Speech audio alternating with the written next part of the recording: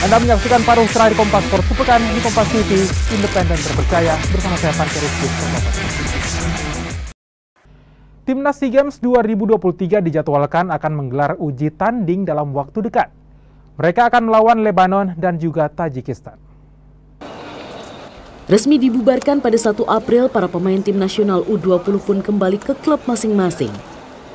Namun 7 pemain dipanggil bergabung ke tim nasional yang akan bermain di SEA Games 2023. Namun Indra masih belum mau menyebut siapa saja pemain yang akan bergabung.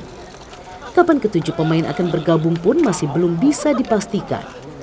Indra masih memberi waktu para pemain untuk mengembalikan mental mereka usai kecewa dengan batalnya turun di Piala Dunia U20. Lagi menunggu timing yang pas untuk memanggil anak-anak tim nasional U20. Karena bagaimanapun secara psikis mereka pasti masih berduka ya.